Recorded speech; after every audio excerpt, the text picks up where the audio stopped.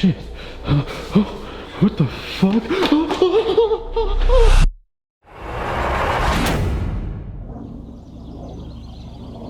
Alright, buckle your seatbelts, boys and girls. Today we are talking about the Outlast trials. I'm a little late to kind of reviewing this early access game. Nonetheless, I'm gonna give it my shakedown, what I think of the game now that I've played it a little bit. I've played probably about 5 hours or so, nothing to scoff at, but not a whole lot of time in the game.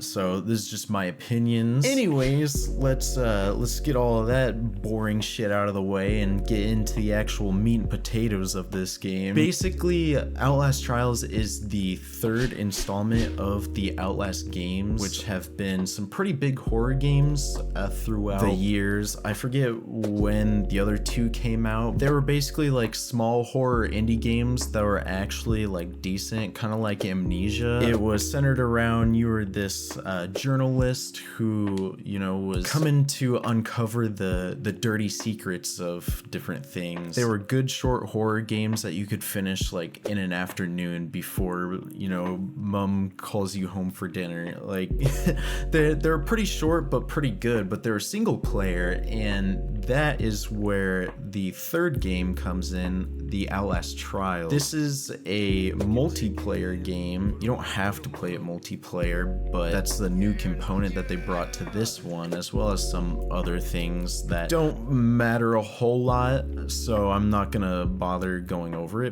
But just for the sake of reviewing this, it's multiplayer, and that's kind of like the new gig of this game. First thing I wanted to explain is the plot. The plot isn't really there for me.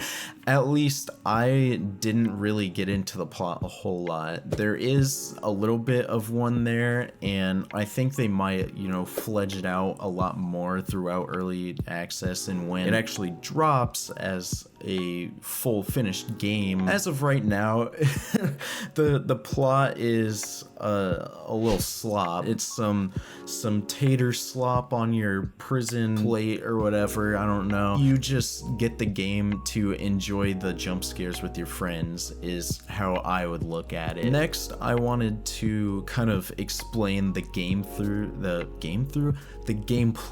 and the multiplayer, because that's probably like the biggest thing that people want to know about is the gameplay and the multiplayer, in which the gameplay is actually really fun and it's really smooth for the most part. There's not like a whole lot of glitches. Of course, I did encounter some glitches because it's an early access game, but other than that, it's a lot of fun. I think one thing that they did kind of differently is that you can do stealth, but it's becoming more like Assassin's Creed for me, where stealth is in the game but nobody uses it. At least I never did, and that's probably why I triggered 20 sound traps in a level and stuff like that and still finish the level. So there is like stealth and you can do it that way, but I feel like it's so much more fun just to go running guns a-blazing into the fray and try to escape that way instead of being all stealthy with everything, because it just seems like so much more fun to get yourself in so much trouble with the principal and then have him running after you.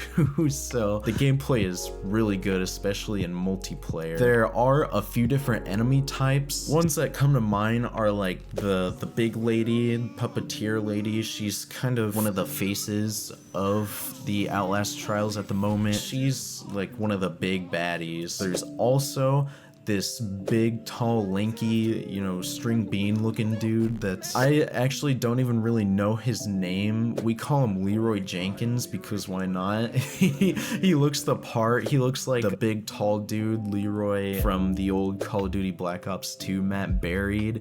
So that's just what I called him. That's what came to mind. And then there's also the Skinner Man, who whenever you enter psychosis, he comes after you like a little golem after his precious. And then there is this like pack rat looking dude. We call him Vape Lord because if he gets a hold of you, you instantly go into psychosis because he just like sticks his vape in your mouth and like makes you go insane pretty much. There's also like a creepy officer dude. He is like the last of the special characters that I'm just gonna say they're special characters. They're basically like your typical Left 4 Dead special characters. Like you have your boomers and your smokers and spitters, all of that stuff. So that's what that kind of reminds me of, even though like the enemy types aren't quite the same as Left 4 Dead. That's just what it makes me feel like. And then of course you have like your little runts, your gremlins here and there who just kind of sit in a hospital or whatever map you're in, and like if you get close to them, they like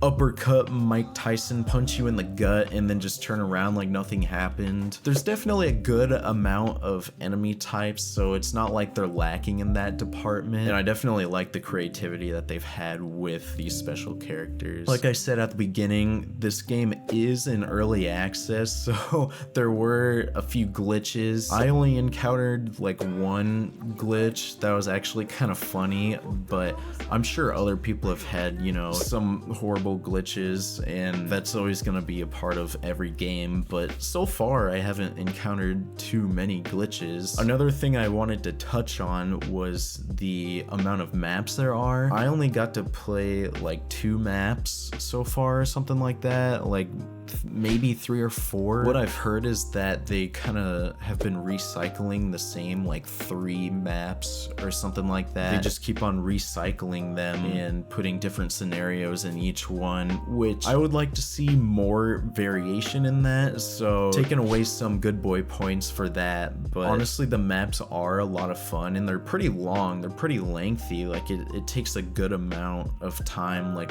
45 minutes to an hour to complete a level. So I mean, it's not horrible, but you want to see more variation. It's not like GTFO where you just constantly recycle maps and make the enemies harder in each one. I will say it is a lot better than most games that have come out recently. Like I always put Gollum in there just because it's come out recently and it was such a horrible release. That and oh, what's the game? And also Cyberpunk. That's the one I was trying to think of, where they just have like such horrible shitty releases and the games aren't even finished. So at least this game is in early access and doing better than those, so they definitely have a one-up on those. I have seen the argument, some people are saying like, oh, it's not an Outlast game because it's multiplayer, you no longer have to shit alone kind of thing. I mean, it still feels like an Outlast game to me. It doesn't seem to stray too far from the original idea. I think it still works as an Outlast game. My